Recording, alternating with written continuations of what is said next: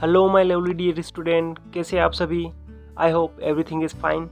सभी मज़े में होंगे, आनंद में होंगे।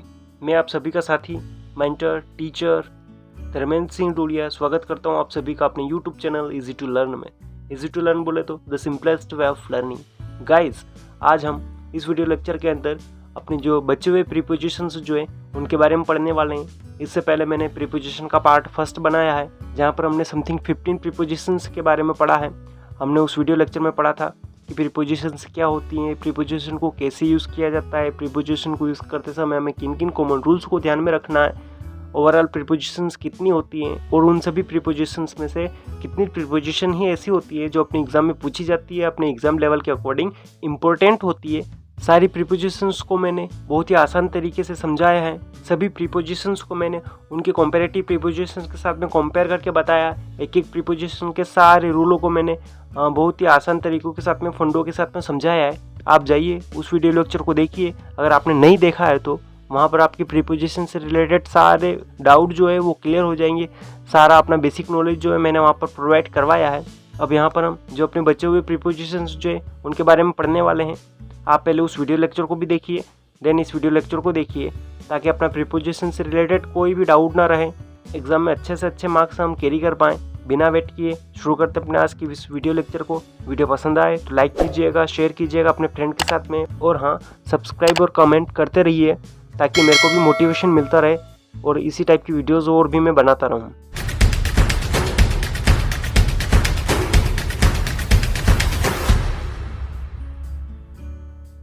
अब अपना नेक्स्ट प्रीपोजिशन आता है सिंस और फॉर। और ये सिंस और फॉर का यूज जो अपना प्रेजेंट परफेक्ट कंटिन्यूअस या पास्ट परफेक्ट कंटिन्यूअस और फ्यूचर परफेक्ट कंटिन्यूअस के अंदर भी किया जाता है। तो ये टेंस कैटेगरी में भी सिंस और फॉर हमें परेशान करते रहते हैं। तो यहाँ पर अपना सिंस और फॉर का सारा फंडा क्लियर होने वाला है। तो सिंस का यूज़ जो है वो हमें निश्चित समय के साथ में करना है, यानी जब हमें समय का कोई एक पॉइंट दे दिया जाता है कि तब से वो काम शुरू हो रहा है, तब से वो काम चल रहा है, ऐसे सेंस के लिए हमें क्या करना है, सिंस का यूज़ करना है। जैसे कि कोई बोल दे कि वो 2020 से इंदौर में रह रहा है, तो वो इंदौर में रह रहा है कब से रह रहा है, 2020 से, यानी 2020 क्या है, उसका रहने का एक फिक्स्ड टाइम है जो उस समय से वो इंदौर में रह रहा है। तो ऐसे फिक्स समय के लिए हमने क्या किया था, सिंस को यूज़ किया है। जैसे वह मार्च से जॉब कर रहा है, यानी ये मार्च जो महीना है उस महीने से वो जॉब करने की बात कर रहा है। यानी जॉब कब से शुरू हुई है, वो हुई है अपनी मार्च से। मार्च एक फिक्स्ड महीना है, उस महीने से उसने जॉब करना शुरू किया है। यहाँ पर हमें क्या कर दिया गया है, स्टार्टिंग पॉइंट दे दिया गया है। तो ऐसे सेंस के लिए भी हमने क्या किया है, सिंस को यूज़ किया है। देन अगर अपना इससे और छोटी इकाई में चले हम समय की, तो अपना आता है डे। तो यहाँ पर जब हमें मंडे दे दिया गया, जैसे कि मैं मंडे से स्कूल जा रहा हूँ, तो मेरा स्कूल जाना कब से शुरू हुआ है, मंडे से शुरू हुआ है। ये मंडे क्या है, एक फिक्स्ड डे है। सप्ताह के 7 दिनों में से मंडे एक जो फिक्स दिन है, उस दिन की बात कर रहे हैं हम। तो यहाँ पर भी हमें क्या कर दिया गया था, फिक्स दिन दे दिया गया था। तो ऐसे सेंस के लिए भी हमने क्या किया है, सिंस को यूज़ किया है। या फिर अपना डेट की बात करें तो 15 अगस्त, ये भी क्या एक अपनी फिक्स्ड डेट है कि काम जो है उस दिन से हो रहा है। तो यहाँ पर भी क्या कर दिया गया है, हमें एक फिक्स डेट दे दी गई है। तो इसके लिए भी हमें क्या करना है, सिंस को यूज़ करना है। या फिर और अपनी छोटी इकाई में आए समय की, तो जब हम आवर्स की बात करेंगे तो वहाँ पर जैसे कि अपना 8 o'clock, यहाँ पर कोई काम जो है वो 8 o'clock से हो रहा है। तो 8 o'clock क्या अपना एक फिक्स्ड टाइम है, उस फिक्स्ड टाइम के लिए अभी हमने क्या किया है, सिंस को यूज़ किया है। या फिर अपना और देखें कि 5 AM, तो ऐसा टाइम जब आए तब भी हमें क्या करना है, सिंस को यूज़ करना है। या फिर इनके अलावा जब अपना मॉर्निंग बात आएगी या इवनिंग बात आए या नाइट या कुछ और ऐसा वर्ड आए जो फिक्स्ड हो, तो इसके लिए भी हमें क्या करना है, सिंस को यूज़ करना है। साथ ही साथ हमें चाइल्डहुड या फिर अपना बर्थडे या अपना समर या विंटर या कोई सीज़न आए, तो उसके लिए भी हमें क्या करना है, सिंस को यूज़ करना है। तो ये क्लियर हो गया होगा कि सिंस का यूज़ हम कहाँ कहाँ कर सकते हैं। तो जब हम वर्ष के बारे में बात करेंगे तो वो फिक्स्ड होना चाहिए, 2018, 1947, 1517, कुछ भी एक वर्ष आए जो अपना फिक्स्ड हो, उसके लिए हमें क्या करना है, सिंस को यूज़ करना है। या फिर महीनों के लिए भी हम सिंस को यूज़ करेंगे, लेकिन कैसे, कि जब महीने का नाम दे दिया गया हो कि उस महीने से वो काम हो रहा है, तो ऐसे सेंस के लिए हमें क्या करना है, सिंस को यूज़ करना है। या फिर अपना सप्ताह के दिन, उन 7 दिनों में से कोई एक दिन जो है अपना फिक्स्ड दिन होता है, अगर वो दे दिया जाता है तो वहाँ पर भी हमें क्या करना है, सिंस को यूज़ करना है। जब हम इससे आगे चलते हैं तो अपना डेट जब कोई फिक्स्ड डेट दे दी जाती है तो इसके लिए अभी हमें क्या करना है, सिंस को यूज़ करना है। या फिर अपने टाइम जो आता है आवर्स में जब हम बात करेंगे तो जैसे 8 o'clock 5 AM, तो इन सेंस के लिए अभी हमें क्या करना है, सिंस को ही यूज़ करना है। अब इसके अलावा जो अपने होते हैं मॉर्निंग, इवनिंग, नाइट, नून, इनके लिए भी हमें क्या करना है, सिंस को ही यूज़ करना है। और साथ ही साथ अपना चाइल्डहुड हुआ या अपना बर्थडे हुआ या कोई भी ऐसा एक ओकेशन जो अपना फिक्स्ड होता है, उस सेंस के लिए अभी हमें क्या करना है, सिंस को यूज़ करना है। साथ ही साथ अपने जो अपने सीज़न जो होते हैं उनके लिए भी हमें क्या करना है, सिंस को यूज़ करना है। जैसे समर हुआ, विंटर हुआ या स्प्रिंग हुआ या कोई और ऐसा जो अपना सीज़न होता है, तो उसके लिए भी हमें क्या करना है, सिंस को यूज़ करना है। ये सिंस को समझ में आ गया होगा आपको कि किन किन समयों के लिए हम जो फिक्स्ड टाइम होते हैं उनके लिए हमें सिंस को यूज़ करना है। एग्जाम्पल भी देख लेते हैं। Rohit Sharma has been playing, यानी रोहित शर्मा जो खेल रहे हैं क्रिकेट, कब से खेल रहे हो, सिंस 2007। यहाँ पर जो समय 2007 दिया था, ये क्या है, इस फिक्स्ड टाइम से पहले हमें क्या करना है, सिंस को यूज़ करना होता है। देन एक और सेंटेंस देखते हैं। इट हैज़ बिन रेनिंग, यानी बारिश हो रही है, सिंस मॉर्निंग, कब से हो रही है, मॉर्निंग से हो रही है। मॉर्निंग क्या एक फिक्स्ड टाइम है, इसको फिक्स्ड माना जाता है कि सुबह से बारिश हो रही है, तो इस फिक्स्ड टाइम से पहले हमने क्या किया था, सिंस को यूज़ किया था। देन एक और sentence, I haven't seen them, मैंने उनको नहीं देखा है, कब से नहीं देखा है, 2012, यानी ये एक अपना फिक्स्ड टाइम है, इससे पहले हमने उनको नहीं देखा है। इसके लिए यहाँ इन बाकी चीज़ों से कोई लेना देना नहीं है, अपना यहाँ पर जो फिक्स्ड टाइम दे रखा है 2012, इससे पहले हमने क्या किया है, सिंस को यूज़ किया है। तो अपना सिंस भी समझ में आ गया होगा। देन अपना आता है फोर का यूज़ कैसे करना है, तो फोर को हम अनिश्चित समय के लिए यूज़ करते हैं। यहाँ पर हमने सिंस में देखा था कि ये जो सारा का सारा मैटर था ये फिक्स्ड था, लेकिन फोर में क्या होगा, यहाँ पर अनिश्चित समय जो हमें वो दिया रखा होगा। जैसे 20 ईयर, कोई फिक्स्ड नहीं कि काम कब से शुरू हुआ है। जैसे मधुसूदन 20 वर्ष से मुंबई में रहता था, यहाँ पर रहता था, अब कब रहता था कोई फिक्स नहीं है कि उस समय से उस समय के बीच में ये 20 वर्ष जो मुंबई में रहा है, तो यहाँ पर फिक्स समय नहीं है, इसलिए हमें क्या करना है, फोर को यूज़ करना है। ऐसे ही और भी समय जो होते हैं, जैसे अपने मंथ पर आ जाए, तो यहाँ पर 5 मंथ दे दिया गया। अब कौन से वाले 5 मंथ है हमें क्लियर नहीं है कि उस मंथ से लेकर उस मंथ के बीच में 5 महीने अपना जो कोई एक्शन जो है, कोई घटना जो है, कोई काम जो है वो हुआ है, तो ऐसे सेंस के लिए हमें क्या करना है, फोर को यूज़ करना है। देन अपना मंथ से नीचे चलते हैं हम वीक के लिए, तो वहाँ पर हमने वीक में देखा था कि मंडे फिक्स्ड डे दे दिया गया था, ट्यूसडे फिक्स्ड डे दे दिया गया है, तो ऐसे सेंस के लिए हमने क्या किया था, सिंस को यूज़ किया है। लेकिन यहाँ पर ऐसा कुछ नहीं है, यहाँ पर हमें वीक दे दिया है कि for a week, for 5 week, for 3 week, तो यहाँ पर हमें वो वीक कौन सा वाला है क्लियर नहीं है कि इस वीक की बात हम कर रहे हैं, तो ऐसे सेंस के लिए हमें क्या करना पड़ेगा, फोर को यूज़ करना पड़ेगा। देन आगे देखें तो अपना डेट आई थी वहाँ पर कि अपना 15 अगस्त था, तो यहाँ पर अपना क्या हो गया है कि यहाँ पर 5 डेज दे दिए हैं, यहाँ पर 5 डेज दे दिए हैं। ये डेज फिक्स्ड नहीं है कि कौन से वाले 5 दिन है, जैसे 18 तारीख से लेकर 23 तारीख के बीच के 5 दिन है, या अपना 15 से लेकर 20 तारीख के बीच के 5 दिन है। ऐसा कोई फिक्सेशन नहीं है यहाँ पर कि उस तारीख से लेकर उस तारीख के बीच के 5 दिन है। कहीं से भी कौन से भी ये 5 दिन जो है उनकी बात हो रही है, यहाँ पर कहीं से कहीं तक कोई फिक्सेशन नहीं है समय का, इसलिए हमें इनके लिए क्या करना पड़ेगा, फोर को यूज़ करना पड़ेगा। ऐसे ही अपना 10 मिनट्स हुआ, तो उस ओवर के अंदर 10 मिनट कौन से, स्टार्टिंग वाले 10 मिनट है या बीच वाले 10 मिनट है या लास्ट वाले 10 मिनट है, कोई फिक्सेशन नहीं है, तो ऐसे सेंस के लिए भी हमने क्या किया है, फोर को यूज़ किया है। या फिर सेकेंड्स की बात करें तो भी हमें क्या करना है, फोर को यूज़ करना है। अब देखते हैं फोर प्रीपोजिशन का कुछ एग्जाम्पल। यहाँ पर मैंने पहला सेंटेंस लिखा है, I have been working for 2 hours, यानी मैं जो है 2 घंटों से वर्क कर रहा हूँ। यहाँ पर ये 2 आवर्स है, कौन से वाले हैं, 12 बजे से 2 बजे के बीच के वाले 2 घंटे हैं, या 4 बजे से 6 बजे के बीच वाले 2 घंटे, फिक्स नहीं है। यहाँ पर सिर्फ बात कही है कि मैं 2 घंटे से काम कर रहा हूँ, फिक्सेशन नहीं है टाइम का, इसलिए हमने यहाँ पर क्या किया है, फोर को यूज़ किया है। देन अगला सेंटेंस देखते हैं, Roshni has been living in Mumbai, Roshni जो है वो मुंबई में रह रही है। वो कब से रह रही है, 20 वर्षों से रह रही है। अब ये 20 वर्ष कौन से हैं, 1980 से 2000 के बीच वाले हैं या 2000 से 2020 वाले हैं, ये हमें यहाँ पर क्लियर नहीं हो रहा है कि ये 20 वर्ष कौन से हैं। वह 20 वर्ष से मुंबई में रह रही है, तो यहाँ पर जो है अपने 20 वर्ष इनका क्लियर नहीं है कुछ भी फंडा, इसलिए हमने यहाँ पर भी क्या किया है, फोर को यूज़ किया है। देन अगला सेंटेंस लिखा है, we haven't seen each other यानी हमने एक दूसरे को नहीं देखा है। कब से नहीं देखा है? फॉर अ लॉन्ग टाइम, लंबे समय से। अब ये लंबा समय कितने दिनों का था, कितने वर्षों का था, कितने महीनों का था, कोई फिक्सेशन नहीं है। ऐसे सेंस के लिए हमने यहाँ पर भी क्या किया है? फॉर को यूज़ किया है। आई होप ये फॉर आपको समझ में आ गया होगा, कहाँ पर हमें फॉर को यूज़ करना है, कहाँ पर हमें सिंस को यूज़ करना है। तो सिंस का यूज़ जब हम करते हैं तो वहाँ पर अपना टाइम जो है वो सारा का सारा फिक्स होता है। जब हमें फिक्स ईयर या फिक्स्ड डे या फिक्स्ड डेट या फिक्स्ड मंथ हमें दे दिया गया होता है या फिक्स्ड टाइम उसको दे दिया गया होता है, तो वहाँ पर हमें क्या कर देना है? सिंस को लगा देना है। लेकिन जब fixed time, date, month, year नहीं दे रखे होते तो वहाँ पर हमें फॉर को यूज़ करना है। देन फॉर का यूज़ एक और टाइप से भी होता है कि जब हम किसी के लिए कुछ करते हैं या फिर किसी उद्देश्य के लिए कुछ करते हैं तो ऐसे सेंस के लिए भी हमें क्या करना है? फॉर को यूज़ करना है। अब किसी के लिए कैसे? जैसे हमने अपने फ्रेंड के लिए कुछ किया, अपने भाई के लिए कुछ किया या किसी और के लिए कुछ काम किया, कुछ एक्शन की, तो वहाँ पर भी हमें क्या करना है? फॉर को यूज़ करना है।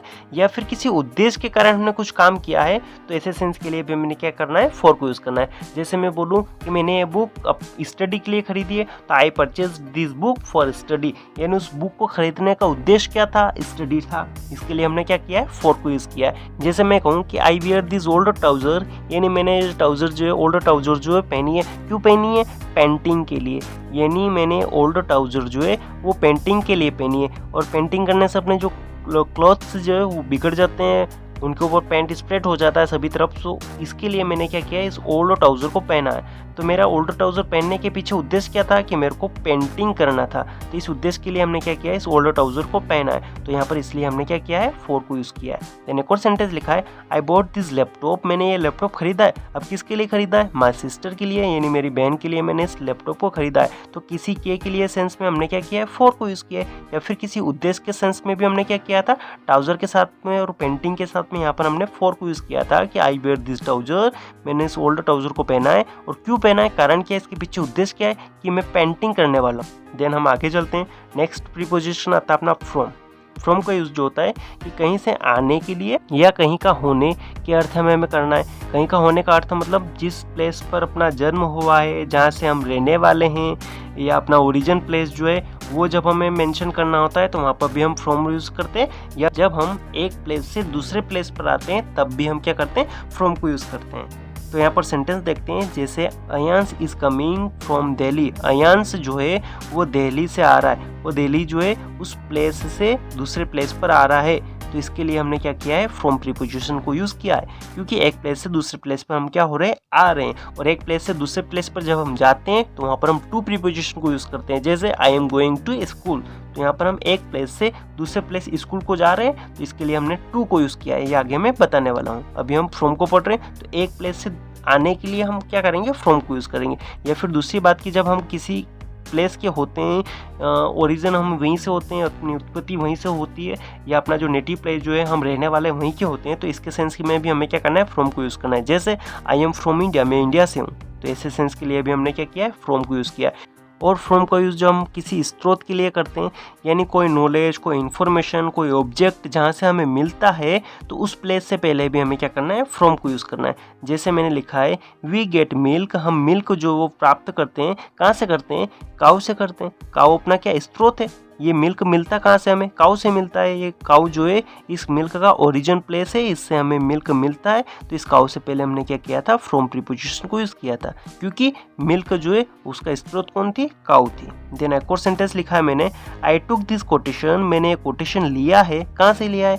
शेक्सपियरन सोनेट, यानी शेक्सपियर जो है अपने इंग्लिश लिटरेचर के एक महान पोएट और प्ले राइटर हुए हैं, जिनका नाम शेक्सपियर है। और उनके जो सोनेट जो हैं उनसे मेरे को ये कोटेशन जो है वो मिला है। तो ये कोटेशन का जो ओरिजिन प्लेस है, जो स्रोत है, वो क्या है? शेक्सपियरन सोनेट, यानी कोटेशन जो मेरे को शेक्सपियर के जो सोनेट्स जो हैं, उनकी कविताएं जो हैं, उनसे मेरे को मिले हैं। तो ये अपना ओरिजिन प्लेस हो गया। इसके लिए भी हमने क्या किया है? फ्रॉम प्रीपोजिशन को यूज़ किया है। तो ये भी आपको समझ में आ गया होगा कि जब हम किसी स्रोत के बारे में बात करेंगे तो भी हमें क्या करना है? फ्रॉम को यूज़ करना है। देन अपना लास्ट रूल, कि फ्रॉम को जब हम समय के साथ में यूज़ करेंगे तो वहाँ पर हमें क्या दे रखा होगा?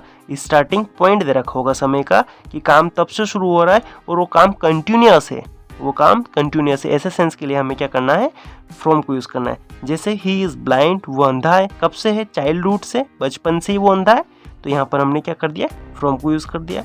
या फिर एक और सेंटेंस लिखा है मैंने शॉर्ट टर्म में, समय के शॉर्ट टर्म में, कि IPL विल स्टार्ट, यानी IPL जो शुरू होंगे कब से होंगे, सितंबर से होंगे, यानी सितंबर से IPL स्टार्ट होंगे और जहाँ तक फिनिश होंगे वहाँ तक ये चलते रहेंगे कंटिन्यूसली। यहाँ पर जो है IPL स्टार्ट होने का टाइम बताया कि IPL स्टार्ट जो है वो सितंबर से होंगे, तो स्टार्टिंग पॉइंट हमें यहाँ पर समय का दे रखा है, तो इसके लिए हमने क्या किया है, सितंबर से पहले फ्रॉम प्रीपोजिशन को यूज़ किया है।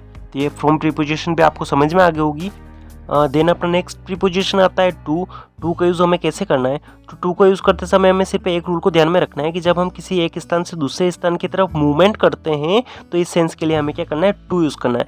अब यहाँ पर किसी व्यक्ति के बारे में भी बोल सकते हैं या किसी वस्तु के बारे में या कोई और ऐसी चीज़ जो एक स्थान से दूसरे स्थान की तरफ मूवमेंट करेगी, एक प्लेस से दूसरे प्लेस की तरफ शिफ्ट होगी, तो वहाँ पर हमें क्या करना है, टू को यूज़ करना है। सेंटेंस देखते हैं, Ayansh is going to school, यानी अयांश जो है वो एक प्लेस से दूसरे प्लेस स्कूल की तरफ जा रहा है, यानी एक प्लेस से दूसरी प्लेस की तरफ वो शिफ्ट हो रहा है, तो ऐसे सेंस के लिए हमने क्या किया है, टू को यूज़ किया है। यानी Ayansh is going to school, वो कहाँ पर जा रहा है, स्कूल जा रहा है, यानी दूसरे प्लेस पर वो जा रहा है, तो ऐसे सेंस के लिए हमने यहाँ टू यूज़ किया था। देन अगला सेंटेंस लिखा है, थ्रो द बॉल, यानी बॉल को फेंको, टू रोहित, यानी रोहित की तरफ, यानी बॉल का मूवमेंट होगा एक प्लेस से दूसरे प्लेस की तरफ, यानी बॉल जो है वो थ्रो करेंगे तो एक स्थान से एक पर्सन से दूसरे पर्सन रोहित की तरफ वो बॉल जो है वो मूवमेंट करेगी, तो ऐसे सेंस के लिए अब हमने यहाँ पर क्या किया है, टू प्रीपोजिशन को यूज़ किया है, throw the ball to the Rohit. Then अपना नेक्स्ट सेंटेंस लिखा है, शेयर वीडियोस, यानी वीडियोस को शेयर करना, टू योर फ्रेंड्स, यानी अपने पास जो वीडियोस हैं उनको मूवमेंट करवा के अपने फ्रेंड के पास भेजना है, यानी इन वीडियोस में क्या होगी, मूवमेंट होगी, एक प्लेस से दूसरे प्लेस पर ये वीडियोस जो है वो शिफ्ट हो रहे हैं, तो ऐसे सेंस के लिए भी हमने क्या किया है, टू प्रीपोजिशन को यूज़ किया है। तो ये भी काफ़ी सिंपल है कि टू प्रीपोजिशन जो है एक प्लेस से दूसरे प्लेस पर मूवमेंट, जब हम किसी ऑब्जेक्ट, किसी व्यक्ति या कुछ और भी ऐसा कुछ होता है जिसको हम मूवमेंट करवाते थे, इसके लिए हमें क्या करना है, टू प्रीपोजिशन को यूज़ करना है। देन अपना नेक्स्ट प्रीपोजिशन आता है ऑफ का यूज़ काफ़ी सिंपल होता है, जैसा लिखा गया है, ऑफ का यूज़ जो हमें का की के सेंस में यूज़ करना है। कोई ज़्यादा यहाँ पर माइंड पर लोड डालने की आवश्यकता नहीं है, यानी जब हम दो ऑब्जेक्ट के बीच में जब हम संबंध बताएंगे तो वहाँ पर हमें क्या कर देना है, ऑफ को यूज़ कर देना है। कैसे, जैसे कि मैंने पहला सेंटेंस लिखा है, this is a photo of my father, यानी माई फादर का ये जो फोटो है इससे ऑफ क्या कर रहा है, संबंध बता रहा है, ये फोटो जो है वो किसका है, मेरे पिताजी का है। तो यहाँ पर हमने क्या किया है, इस फोटो को माय फादर से कंबाइन करने का काम किया है, और ये काम किसने किया है, इस ऑफ प्रीपोजिशन ने, कि दिस इज अ फोटो, ये फोटो है और ये फोटो किसका है, पिताजी का है। तो यहाँ पर ये का की के सेंस में ऑफ को यूज़ किया है कि फोटो जो है वो पिताजी का है, और ये क्या कर रहा है, इस फोटो को इस माय फादर से कंबाइन करने का काम कर रहा है ऑफ। तो यही काम अपना प्रीपोजिशन का होता है। तो एक और सेंटेंस लिखा है, some part of his bodies, यानी उसकी बॉडी के कुछ पार्ट जो है वर इंजर्ड, वो क्या थे, इंजर्ड थे। यहाँ पर क्या हुआ है कि सम पार्ट इन कुछ हिस्से, काय के हिस्से, बॉडी के हिस्से, यानी बॉडी के कुछ अंग जो है वो क्या थे, वर इंजर्ड, वो क्या थे, घायल थे। यहाँ पर क्या हुआ है कि पार्ट जो है, अंग जो है, उनको ये ऑफ प्रीपोजिशन इस बॉडी से जोड़ने का काम कर रहा है कि उसकी बॉडी के कुछ हिस्से जो है वो इंजर्ड थे। तो यहाँ पर ये ऑफ प्रीपोजिशन है इस पार्ट को इस बॉडी से कंबाइन करने का काम कर रहा है। तो ये अपना ऑफ प्रीपोजिशन भी समझ में आ गया होगा कि दो ऑब्जेक्ट के बीच में संबंध बताने का काम करता है। देन हम नेक्स्ट प्रीपोजिशन पर चलते हैं, जहाँ पर हम देखते हैं एट प्रीपोजिशन का यूज़। एट प्रीपोजिशन हम दो टाइप से यूज़ करते हैं। पहला यूज़ जो होता है अपना कि छोटे स्थान के लिए हम इस एट प्रीपोजिशन को यूज़ करेंगे। बड़े प्लेस के लिए हमने क्या किया था, इन प्रीपोजिशन को यूज़ किया। प्रीपोजिशन के पार्ट फर्स्ट में हमने इसको देखा था, जहाँ पर हमने इन प्रीपोजिशन को पढ़ा था कि इन प्रीपोजिशन का यूज़ जो है वो बड़े प्लेस के लिए किया जाता है, जैसे मोहन लिव्स इन मुंबई। लेकिन यहाँ पर अपना एट प्रीपोजिशन है, इस एट प्रीपोजिशन को जो है हमें छोटे प्लेस के लिए करना है, कि जहाँ पर अपना छोटे प्लेस की बात होगी, छोटे स्थान की बात होगी, तो उसके लिए हमें क्या करना है, एट प्रीपोजिशन यूज़ करना है। सेंटेंस देखते हैं, अयांश लिव्स इन, अयांश जो वो रहता है, कहाँ पर रहता है।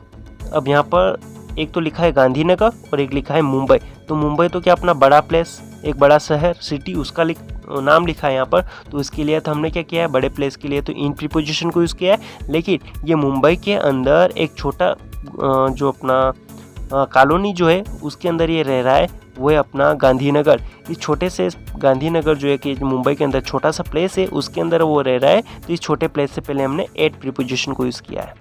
क्लियर हुआ होगा आपका कि एट जो है वो हमें छोटे प्लेस के लिए लिखना है। तो यहाँ पर गांधीनगर जो अपना छोटा प्लेस है, किसके अकॉर्डिंग, इस मुंबई के अकॉर्डिंग, यहाँ पर इसलिए हमने क्या किया, इस एट प्रीपोजिशन को यूज़ किया है। और मुंबई से पहले हमने इन प्रीपोजिशन को यूज़ किया है, क्योंकि ये एक बड़ा सिटी है उसके लिए हम बात कर रहे हैं, तो यहाँ पर हमने इन यूज़ किया था। और ये अपना गांधीनगर एक छोटा प्लेस, उसके लिए हमने क्या किया है, एट प्रीपोजिशन को यूज़ किया है। देन अपना अगला सेंटेंस लिखा है, Ram is standing at bus stop. ये बस स्टॉप जो है उसके ऊपर राम जो है, वहाँ पर जो है राम खड़ा हुआ है। तो ये बस स्टॉप क्या है, एक छोटा सा प्लेस है। उस शहर के अंदर बस स्टॉप जहाँ पर भी होगा एक छोटा सा प्लेस होगा, तो इसके लिए हमने क्या किया है, एट प्रीपोजिशन को यूज़ किया है। ऐसे ही at airport, at hotel, at hospital, इन सबसे पहले हमें एट प्रीपोजिशन ही यूज़ करना है। या कोई मकान हो तो उसके नाम से पहले भी हमें क्या करना है, एट प्रीपोजिशन ही लगाना है। देन अपना एक और सेंटेंस लिखा है, they arrived late at the airport, यानी वो एयरपोर्ट पर लेट पहुँचे। तो यहाँ पर भी एयरपोर्ट से पहले हमने क्या किया है, एट प्रीपोजिशन को यूज़ किया है। तो ये भी समझ में आ गया होगा कि स्थान के साथ में, प्लेस के साथ में हमें क्या करना है, एट प्रीपोजिशन को यूज़ करना है। लेकिन कब, जब हम छोटे प्लेस की बात करेंगे।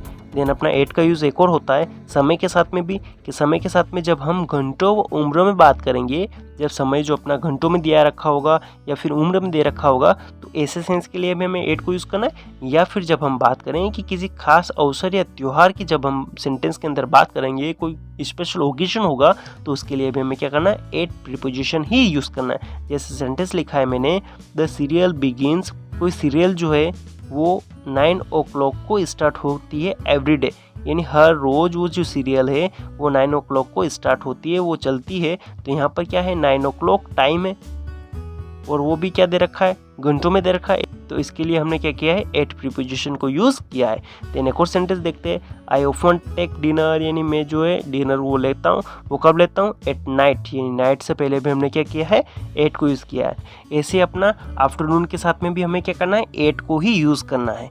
देन अपना एक और सेंटेंस लिखा है, आई स्टार्टेड टीचिंग, मैंने पढ़ाना शुरू कर दिया था, कब कर दिया था, एट द एज ऑफ 18, यानी 18 वर्ष जो है, 18 साल की जो उम्र थी, तब से ही मैंने क्या कर दिया था, पढ़ाना शुरू कर दिया था। तो इसके लिए हमने क्या किया है, एज दे रखी है, तो इस एज से पहले हमने क्या किया है, एट प्रीपोजिशन को यूज़ किया है, यानी उम्र के साथ में भी हमें एट प्रीपोजिशन को ही यूज़ करना है। देन एक और सेंटेंस लिखा है, माय ब्रदर विल कम, मेरे भैया आएंगे, कब आएंगे, रक्षाबंधन पर आएंगे। ये रक्षाबंधन क्या है, अपना स्पेशल ओकेजन है। इस स्पेशल ओकेजन या त्यौहार है या अवसर जो है, इस पर आने की बात कर रहे हैं। तो इसके लिए भी हमने क्या किया है, इस एट प्रीपोजिशन को ही यूज़ किया है।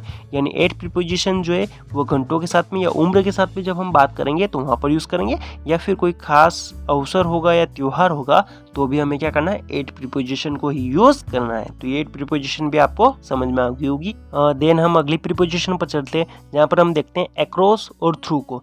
तो अक्रॉस का यूज़ कैसे करना है, अक्रॉस का मतलब के पार होता है, यानी जब हम किसी के भी एक छोर से दूसरे छोर तक पहुंचने की बात करेंगे, एक सिरे से दूसरे सिरे तक उसको क्रॉस करके, पार करके जब हम निकलेंगे, तो ऐसे सेंस के लिए हमें क्या करना है, अक्रॉस को यूज़ करना है। यानी वो क्या क्या हो सकते हैं, या नदी के एक सिरे से दूसरे सिरे तक हम जाएं, एक किनारे से दूसरे किनारे तक हम जाएंगे तो वहाँ पर भी हमें अक्रॉस को यूज़ करना है। या रोड के ऊपर जब हम बात करेंगे, तो रोड के एक स्टार्टिंग पॉइंट से लेकर लास्ट पॉइंट तक जब हम उस पूरे रोड को क्रॉस करेंगे तो वहाँ पर भी हमें क्या करना है, अक्रॉस को यूज़ करना है। या जब हम शहर की या गली की भी जब हम बात करें, गली के एक छोर से दूसरे छोर तक हम आर पार उस गली को क्रॉस करेंगे, तो ऐसे सेंस के लिए हमें क्या करना है, अक्रॉस को यूज़ करना है। सेंटेंस से क्लियर हो जाएगा। पहला सेंटेंस लिखा है, वी टुक अ बोट, यानी हम बोट को ले गए, अक्रॉस द रिवर, यानी नदी के पार। अब नदी के एक सिरे से लेकर, यानी ये नदी अपना, यहाँ पर इस एक सिरे से लेकर हम इस बोट को क्रॉस कर दूसरे सिरे तक ले गए, यानी नदी के आर पार इस बोट को हम क्या किया, हमने इस बोट को ले गए। तो ऐसे सेंस के लिए हमने क्या किया है, अक्रॉस को यूज़ किया है। देन एक और सेंटेंस लिखा है, ड्रॉ अ लाइन, यानी लाइन खींचो, अक्रॉस द पेज, यानी पेज के पार, यानी ये अपना पेज है, इसके पार यहाँ पर हम इस टाइप से लाइन खींच रहे हैं, यानी इस पूरे पेज को क्रॉस कर रहे हैं हम। ऐसे सेंस के लिए हमने क्या किया है, अक्रॉस को यूज़ किया है। देन अगला सेंटेंस लिखा है कि there is a hospital across the street, यानी स्ट्रीट के पार जो है वो क्या है, हॉस्पिटल है। यानी स्ट्रीट के पार कैसे, जैसे ये अपनी एक गली है, यहाँ पर इस प्लेस पर कोई हॉस्पिटल है, जब हम इस गली को क्रॉस करके पार करके इस प्लेस पर आएंगे तो यहाँ पर हमें क्या मिलेगा, हॉस्पिटल मिलेगा। या तो ये हॉस्पिटल जो है वो इस स्ट्रीट के अक्रॉस है, यानी इस गली के पार है, इस प्लेस पर अपना हॉस्पिटल जो है, इस प्लेस पर अपना हॉस्पिटल जो है। तो इस सेंस के लिए हमने क्या किया है, इस अक्रॉस को यूज़ किया है। तो ये भी आपको समझ में आ गया होगा कि जब हम एक छोर से दूसरे छोर तक जाएंगे या उसको आर पार जब हम क्रॉस करेंगे तो ऐसे सेंस के लिए हमें क्या करना है, एक्रोस को यूज़ कर लेना है। और ये किसके साथ में यूज़ किया जा सकता है, नदी के साथ में, रोड के साथ में, या गली के साथ में, या शहर के साथ में भी हम इसको यूज़ कर सकते हैं। या कोई भी और ऐसा सेंस आए कि जब हम उसके पार निकल रहे हैं, पूरा एक्रोस करके उसको पूरा काट कर एक सिरे से दूसरे सिरे तक पूरा क्रॉस करके जब हम जाएंगे तो वहाँ पर हमें क्या करना है, एक्रोस को यूज़ करना है। देन अपना नेक्स्ट प्रीपोजिशन आता है थ्रू। इसका सेंस भी पार होता है, लेकिन इसमें थोड़ा सा डिफरेंस ये है कि जब हम कि थ्रू का यूज़ जो हम किसी ऑब्जेक्ट के आर पार देखने के लिए यूज़ करेंगे, किसी ऑब्जेक्ट के अंदर अपना कोई विंडो हुआ या कोई होल हुआ या जैसे ग्लास हुआ, जब हम इनसे आर पार देखते हैं, एक साइड से दूसरी साइड पर इनको देखते हैं, तो ऐसे सेंस के लिए हमें क्या करना है, थ्रू को यूज़ करना है।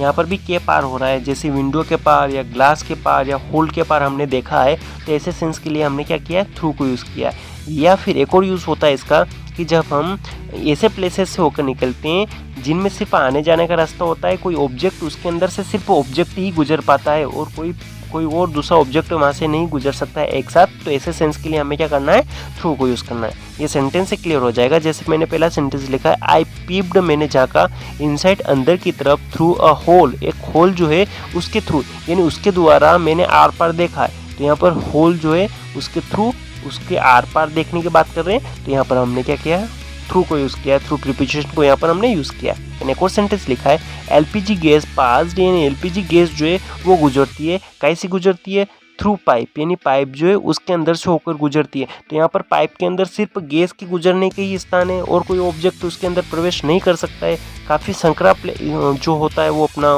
पाइप जो होता है उसके अंदर से गैस होकर गुजर रही है, तो ऐसे सेंस के लिए हमने क्या किया है, थ्रू को यूज़ किया है। यानी गैस के अलावा किसी और के निकलने की वहाँ पर स्पेस नहीं है, इतना संकरा जो है वो पाइप है, तो उस पाइप के अंदर से गैस के निकलने के लिए हमने क्या किया है, थ्रू को यूज़ किया है। यानी एक साइड से हम जब उसके अंदर से गैस को भेजेंगे तो केवल गैस ही उस पार निकल पाएगी, कोई और ऑब्जेक्ट इधर नहीं आ पाएगा।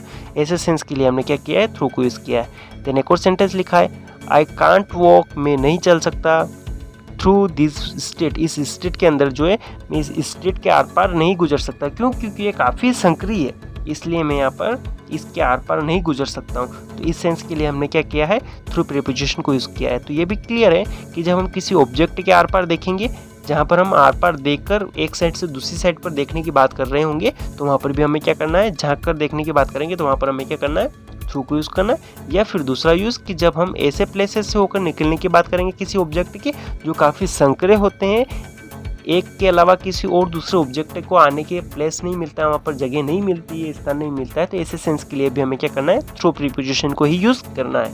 देन अपना नेक्स्ट प्रीपोजिशन आता है बीनीथ और बियॉन्ड। इनका यूज़ कैसे करना है, तो ये काफ़ी सिंपल है, जैसे इनके सेंस है ऐसे इनको यूज़ किया जाएगा, कोई ज़्यादा डिफ़िकल्ट वर्ड नहीं है।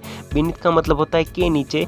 इसको यूज़ करते समय में सिर्फ एक ही रूल को माइंड में रखना है, किसी के नीचे छूते हुए, यानी एक सरफेस से जब दूसरा सरफेस छूता हुआ होगा और एक दूसरे के नीचे होंगे, तो ऐसे सेंस के लिए हमें क्या करना है, बीनीथ को यूज़ करना है। जैसे पहला सेंटेंस लिखा है मैंने, there is a bee hive, यानी जो मधुमक्खी का जो छत्ता है वो है किसके नीचे है, किसके बीनीथ है, बीनीथ द रूफ, यानी छत जो है उसके नीचे। अब माना ये अपना मकान, इस मकान का ये अपना छत, और इस छत के नीचे यहाँ पर जो है मधुमक्खी का वो जो बीहाइव जो है वो लगा हुआ है, तो इस छत से वो क्या है, वो छूता हुआ है, इस छत से वो क्या है, छूता हुआ है। तो ऐसे सेंस में, और छत से क्या है, नीचे की साइड में भी है, नीचे की साइड में भी है और छूता हुआ भी है, तो ऐसे सेंस के लिए हमने क्या किया है, यहाँ पर बीनीथ प्रीपोजिशन को यूज़ किया है कि बीहाइव जो है वो मधुमक्खी का जो छत्ता है वो क्या है, रूफ के नीचे और नीचे की साइड में उसको छूता हुआ है, तो इसके लिए हमने क्या किया है, बीनीथ प्रीपोजिशन को यूज़ किया है। देन अगला सेंटेंस लिखा है मैंने, आई फाउंड द पर्स, यानी मैंने जो अपना पर्स वो पाया है, कहाँ पर पाया है, बीनीथ द क्वेश्चन, क्वेश्चन जो है उसके नीचे मैंने अपने जो पर्स को पाया, यानी ये अपना क्वेश्चन जो है और इसके बीनीथ यहाँ पर हमने अपना पर्स जो रखा हुआ होगा तो ये उससे टच किया हुआ है, तो ऐसे सेंस के लिए भी यहाँ पर हमने क्या किया है, बीनीथ को यूज़ किया है। यानी एक दूसरे के नीचे होते हैं और एक दूसरे को छूते हुए जब हम दो ऑब्जेक्ट होंगे, तो ऐसे सेंस के लिए हमें क्या कर देना है, बीनीथ को यूज़ करना है। देन अपना अगला आता है बियॉन्ड, यानी के परे। बियॉन्ड को यूज़ करते समय हमें एक रूल को माइंड में रखना है कि जब हम किसी के पार जिसे देखा ना जा सके ऐसे ऑब्जेक्ट की जब हम बात करेंगे तो वहाँ पर हमें क्या करना है, बियॉन्ड को यूज़ करना है। अब एक किसी के पार जिसे देखा ना जा सके, कुछ समझ में नहीं आ रहा होगा आपको, थोड़ा सा मैं आपको क्लियर करता हूँ। यानी किसी के पार जब कोई एक ऐसा स्ट्रक्चर होगा जिसके पार, उसकी बियॉन्ड हम बात करेंगे, उसके पार हम बात करेंगे, और वो चीज़ जो होगी वो ऐसी चीज़ होगी जिसको हम देख नहीं पाएंगे, क्योंकि यहाँ पर कोई ऐसा एक स्ट्रक्चर है जिसके कारण हम उस ऑब्जेक्ट को जो यहाँ पर उसके पार दिख रहा है, उस ऑब्जेक्ट को हम नहीं देख पाएंगे। ऐसे सेंस के लिए हमें क्या करना है, बियॉन्ड को यूज़ करना है। जैसे कि मैंने पहला सेंटेंस लिखा है कि बियॉन्ड दिस हिल, इस हिल के पार जो है अ ब्यूटीफुल लेक, एक ब्यूटीफुल लेक है। जैसे कि हम इस प्लेस पर खड़े हुए हैं और यहाँ पर ये अपना एक हिल जो है वो बनी हुई है, इस टाइप से कोई हिल जो है वो बनी हुई है, और इस हिल के पार जो है यहाँ से हम देख रहे हैं कि कोई एक स्ट्रक्चर जो है, लेक जो है वो बनी हुई है। यहाँ पर कोई एक लेक है, तो यहाँ पर अपना बीच में जो है अपना ये जो हिल आ रहा है, इसके कारण हम इस लेक को नहीं देख पा रहे हैं। तो ऐसे सेंस के लिए हम बोल रहे हैं कि beyond this hill a beautiful lake, यानी इस हिल के बियॉन्ड में, इस हिल के पार में एक ब्यूटीफुल लेक है जिसको हम नहीं देख पा रहे। ऐसे सेंस के लिए हमने क्या किया है, बियॉन्ड प्रीपोजिशन को यूज़ किया है। यानी beyond this hill a beautiful lake, यानी इस हिल के पार जो है वो ब्यूटीफुल लेक है जिसको हम नहीं देख पा रहे। ऐसे सेंस के लिए हमने क्या किया है, बियॉन्ड प्रीपोजिशन को यूज़ किया है। देन एक और सेंटेंस लिखा है, देयर इज समथिंग, कुछ तो है, बियॉन्ड दिस यूनिवर्स, इस यूनिवर्स के पार, ये जो संसार जो है, इस संसार के पार कुछ तो है, कुछ ऐसा चीज़ है, एक्स्ट्रा ऑर्डिनरी पावर है जो इस संसार के पार है, तो वो हमें क्या हो रही है, दिखाई नहीं दे रही है। ऐसे सेंस के लिए हमने क्या किया है, बियॉन्ड को यूज़ किया है। तो ये भी समझ में आ गया होगा कि बियॉन्ड को यूज़ जब हम ऐसे ऑब्जेक्ट के लिए करते हैं जो हमें दिखाई नहीं देता है, किसी दूसरे ऑब्जेक्ट के पीछे छुपा होता है, तो ऐसे सेंस में हमें क्या करना है, बियॉन्ड को यूज़ करना। देन अपना नेक्स्ट प्रीपोजिशन आता है बिहाइंड। बिहाइंड का मतलब होता है के पीछे, यानी सिंपल सी बात है, किसी ऑब्जेक्ट के पीछे दूसरे ऑब्जेक्ट के होने की बात होगी, सिंपल सा किसी के पीछे जब कुछ होगा तो ऐसे सेंस के लिए हमें क्या कर देना है, बिहाइंड को यूज़ कर देना है। जैसे पहला सेंटेंस लिखा है, द कार बिहाइंड अस, यानी हमारे पीछे जो कार थी वो रनिंग वेरी फास्ट, वो बहुत ही तेज़ी से चल रही थी, बहुत ही ज़ोर से वो चल रही थी। यानी हमारी कार इस प्लेस पर चल रही थी और इसके पीछे कोई एक कार है, just behind of this car. यानी ऐसे सेंस के लिए हमने क्या किया है, बिहाइंड यूज़ किया है कि अपना सेंटेंस जो है, द कार बिहाइंड अस, हमारे पीछे जो कार थी वो रनिंग वेरी फास्ट, वो जस्ट उसके पीछे वाली कार की हम बात कर रहे हैं। तो ऐसे सेंस के लिए हमने क्या किया है, बिहाइंड को यूज़ किया है। देन एक और सेंटेंस लिखा है, वी कुड हाइड, यानी हम छुप सकते हैं, बिहाइंड दोज ट्रीज, यानी उन पेड़ों के पीछे जो है हम छिप सकते हैं। तो उन पेड़ों के जस्ट पीछे की बात हम यहाँ पर कर रहे हैं कि यहाँ पर पेड़ जो है उनके जस्ट पीछे की हम बात कर रहे हैं कि यहाँ पर इस प्लेस पर हम जो है वो छिप सकते हैं। तो ये सीधी सी बात है कि किसी के पीछे की बात हम कर रहे हैं। तो ऐसे सेंस के लिए हमें क्या कर देना है, बिहाइंड को यूज़ कर देना। एक और सेंटेंस लिखा है, the sun is behind the clouds, यानी सूर्य जो है वो बादलों के पीछे। तो सिंपल सी बात कि किसी के पीछे होने की जब हम बात करेंगे तो वहाँ पर बेसिक्स आए, हमें बिहाइंड को यूज़ कर लेना है। देन अपना अगला से प्रीपोजिशन आता है अराउंड। इसका सेंस होता है के चारों ओर, किसी ऑब्जेक्ट के चारों ओर जब हम बात करेंगे तो ऐसे सेंस में हमें क्या करना है, अराउंड को यूज़ करना है। जैसे सेंटेंस लिखा है मैंने, अर्थ मूव्स अराउंड द सन, यानी अर्थ जो है सूर्य के चारों तरफ घूमती है। यानी ये जो सूर्य है इसके चारों तरफ 365 दिन में वो अपना परिक्रमा जो पूर्ण करती है। तो ये क्या है, सूर्य के चारों तरफ घूमने की बात कर रहे हैं, इसके चारों तरफ अराउंड कहलाता है। तो यहाँ पर हमें क्या कर देना, अराउंड को यूज़ कर लेना है। देन अपना नेक्स्ट सेंटेंस लिखा है, trees are around the school, यानी हमारा जो स्कूल बिल्डिंग जो है उसके चारों ओर क्या है, उसके चारों ओर जो अपने ट्रीज़ है, यानी अपना स्कूल बिल्डिंग, यहाँ पर भी ट्री है अपना, यहाँ पर भी ट्री है अपना, यहाँ पर भी ट्री है अपना। तो ऐसे सेंस के लिए हमें क्या करना है, अराउंड को यूज़ करना है कि स्कूल बिल्डिंग के चारों तरफ क्या है, ट्री है। तो ये यहाँ पर अपना अराउंड यूज़ हुआ है। कोई ज़्यादा डिफ़िकल्ट सेंस नहीं है इनके, जैसा हिंदी सेंस में होता अपना, इसी के अकॉर्डिंग इनको लगभग यूज़ किया जाता है। कोई ज़्यादा माइंड के ऊपर लोड डालने की आवश्यकता नहीं है। देन अपना नेक्स्ट प्रीपोजिशन आता है विथ इन एंड विदाउट। ये दो लास्ट अपने प्रीपोजिशन है। विथ इन का यूज़ हमें कैसे करना है, तो विथ इन को यूज़ करने के लिए हमें एक ही रूल को ध्यान में रखना है कि जब हम किसी लिमिट के अंदर कुछ काम करने की बात करेंगे, उस टाइम पीरियड जो लिमिट होती है उस लिमिट के अंदर कोई काम हम फिनिश कर देंगे, तो वहाँ पर हमें क्या करना है, विथ इन को यूज़ करना है। जैसे पहला सेंटेंस लिखा है मैंने, आई विल रिप्लाई यू, यानी मैं तुम्हें रिप्लाई करूँगा विथ इन अ वीक, यहाँ पर के को लिख लेना, तो विथ इन अ वीक। ये जो बात कर रहे हैं हम कि आई विल रिप्लाई, मैं रिप्लाई करूँगा तुम्हारा, तो वो कब करूँगा, एक वीक के अंदर, यानी एक सप्ताह जो है उस समय सीमा के अंदर अंदर मैं तुम्हारा रिप्लाई कर दूंगा, उस समय सीमा के अंदर, उस लिमिट के अंदर मैं रिप्लाई कर दूंगा तुम्हारा। तो ऐसे सेंस के लिए हमने क्या किया है यहाँ पर विथ इन को यूज़ किया है, यानी टाइम पीरियड जो है उस समय सीमा के अंदर की बात करें, एक सप्ताह के अंदर अंदर जो है वो रिप्लाई कर देगा। तो ऐसे सेंस के लिए हमने क्या किया है, विथ इन प्रीपोजिशन को यूज़ किया है। एक और कन्फ्यूजन यहाँ पर कि इन प्रीपोजिशन भी तो यूज़ की जा सकती है कि I will reply you in a week, हाँ की जा सकती है, लेकिन इन प्रीपोजिशन का यूज़ थोड़ा सा अलग होता है। यहाँ पर क्या होता है कि एक सेंटेंस लिखा है मैंने, he will come in a week, वो एक वीक के अंदर आ जाएगा। तो यहाँ पर जब हम कहीं पर घूमने के लिए जाते हैं तो घर पर बोल के जाते हैं या अपने फ्रेंड्स को बोलते हैं कि मैं एक सप्ताह में आ जाऊँगा। कब आते हैं हम, उस सप्ताह के एंड में, यानी एक सप्ताह खत्म हो जाता है उसके बाद हम आते हैं। ऐसे सेंस के लिए हमने क्या किया है, इन को यूज़ किया है। लेकिन यहाँ पर विथ इन का सेंस क्या होता है कि उस सप्ताह के अंदर अंदर, यानी उस सप्ताह से पहले ही हमें उस काम को करना होता है। उस टाइम पीरियड की लिमिट जो होती है, उस समय की लिमिट जो होती है, उस समय की लिमिट से पहले पहले हमें काम करना होता है। तो ऐसे सेंस के लिए हमें विथ इन को यूज़ करना है। लेकिन जब हम इन को यूज़ करेंगे तो उस समय सीमा के बाद की हम बात करेंगे कि जब जैसे कि मैं एक सप्ताह में आ जाऊँगा, यानी सप्ताह खत्म होगा उसके बाद मैं आ जाऊँगा। ऐसे सेंस के लिए हमने क्या किया था, इन प्रीपोजिशन को यूज़ किया है। देन अगला सेंटेंस लिखा है मैंने, distance between my home to school, यानी मेरे घर से स्कूल की जो डिस्टेंस है वो कितनी है, विथ इन 3 किलोमीटर, यानी 3 किलोमीटर जो उससे कम है, उसके अंदर अंदर जो है वो अपनी लिमिट जो है वो क्या है, उससे कम है, उसके अंदर है, यानी लिमिट के अंदर अंदर की जब हम बात करेंगे तो उसके लिए हमें क्या करना है, विथ इन को यूज़ करना है। यानी लिमिट 3 किलोमीटर, मेरे घर से स्कूल की दूरी जो है 3 किलोमीटर से कम है, उसके अंदर है, तो इसके लिए अभी हमने क्या किया है, विथ इन को यूज़ किया है, यानी उस लिमिट से कम है।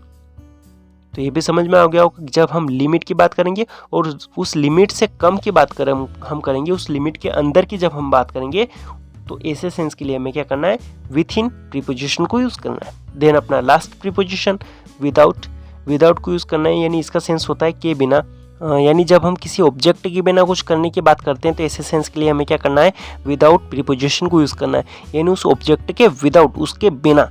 पहला सेंटेंस लिखा है मैंने कि आई कैन नॉट लिव, मैं नहीं जी सकता हूँ विदाउट एयर या फूड, यानी हवा, ऑक्सीजन या फूड, भोजन जो है इसके बिना मैं नहीं जी सकता, यानी के बिना, उसके बिना हम नहीं जी सकते।